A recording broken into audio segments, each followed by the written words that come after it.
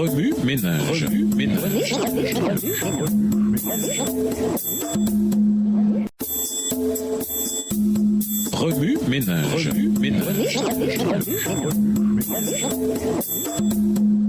Bienvenue dans votre émission.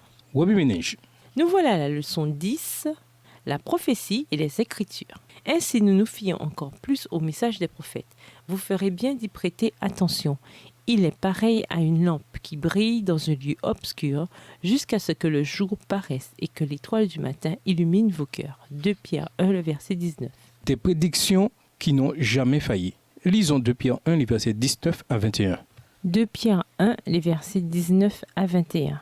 Et nous tenons pour d'autant plus certaine la parole prophétique à laquelle vous faites bien de prêter attention, comme à une lampe qui brille dans un lieu obscur, jusqu'à ce que le jour commence à poindre et que l'étoile du matin se lève dans vos cœurs. Avant tout, sachez qu'aucune prophétie de l'Écriture ne peut être l'objet d'interprétation particulière, car ce n'est nullement par une volonté humaine qu'une prophétie a jamais été présentée, mais c'est poussé par le Saint-Esprit que des hommes ont parlé de la part de Dieu. Quel temps fera-t-il demain? À la télé, les météorologues vont vous annoncer ce qu'ils ont prévu. Leurs prévisions météorologiques s'appuient sur les statistiques et une poignée d'informations historiques. Parfois, il pleut comme prévu, mais d'autres fois, leurs prévisions s'avèrent erronées. Apparemment, les prédictions humaines ne sont pas infaillibles. La Bible comporte, elle aussi, maintes prévisions, tant dans l'Ancien Testament que dans le Nouveau. Jésus qui, lors de sa vie sur terre, a utilisé l'imagerie et des illustrations dans la plupart de ses discours, s'est longuement étendu sur les événements à venir. À l'époque de la Pâque juive, il se rendit à Jérusalem et chassa tous les vendeurs du temple. Indignés, les chefs tentèrent de l'accuser, mais il leur répliqua « Détruisez ce temple et en 3 jours je le rebâtirai. » Jean 2, le verset 19.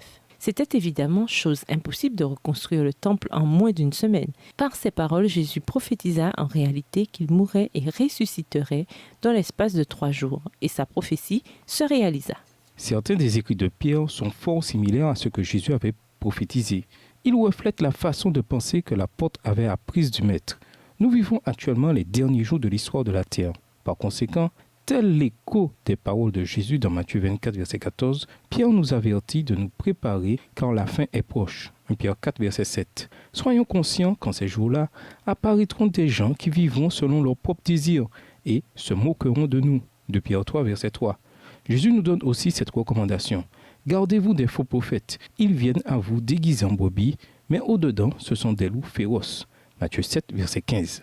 Les prédictions humaines des événements à venir ne sont pas infaillibles, mais les prophéties bibliques, elles le sont. Par conséquent, il n'y a qu'une chose à faire, avoir l'assurance qu'elles se réaliseront telles qu'écrites dans la Bible. Tandis que nous étudions davantage ce thème cette semaine, les leçons de Pierre devraient nous aider à comprendre davantage ses perspectives. Au revoir. Et à demain si je veux. Remue ménage.